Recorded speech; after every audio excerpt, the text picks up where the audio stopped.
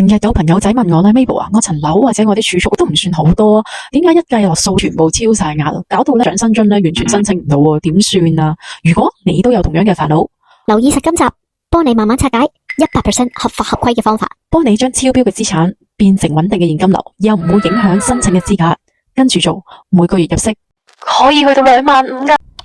用超額嘅現金去購買政府認可嘅合資格年金。好，咁舉個例啦，咁例如咧65歲嘅單身漢啦，佢有180萬嘅現金啦，明顯超晒標噶啦。如果全數買晒年金嘅話，咁呢180萬嘅本金咧就會變咗做資產變零，同時間佢嘅收入會變咗10440，疊加埋呢個長者生活津貼有4250蚊咧，咁佢嘅收入即刻乜都唔使做，就接近15000蚊啦，完全合乎申請長者津貼嘅資格噶。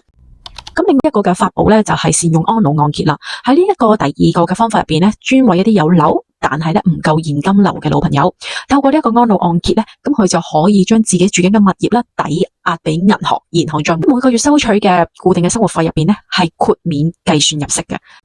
而且咧，亦都係唔會影響呢一個嘅津貼申請，層樓嘅價值亦都會從資產嗰個價值入邊豁免咗嘅。但係咧有兩個陷阱啊，係需要留意翻噶。陷阱一就係如果你拎晒全部嘅貸款咧，除非你可以即刻用得晒，如果唔係，佢又會變翻做資產噶啦。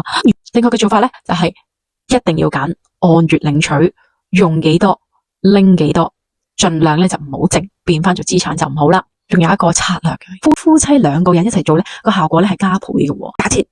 你哋咧就攞緊300萬啦，先生咧可以先買140萬嘅年金啦，佢嘅收入咧就係8120蚊，咁而太太咧再買多155萬嘅年金，咁呢個咧月收入咧就可以有8215蚊啦。喺呢個入息方面，兩個人咧總加埋咧就 total 16335蚊啦，仍然咧係低於夫妻入息嘅上限16440蚊嘅，再加埋長者生活津貼，每人都有4250蚊咧。就 total 成個家庭嘅入息就會有24835蚊啦，幾乎咧就到我哋嘅目標25000蚊啦。我哋再重溫翻兩大嘅心法，如果你現金多嘅話，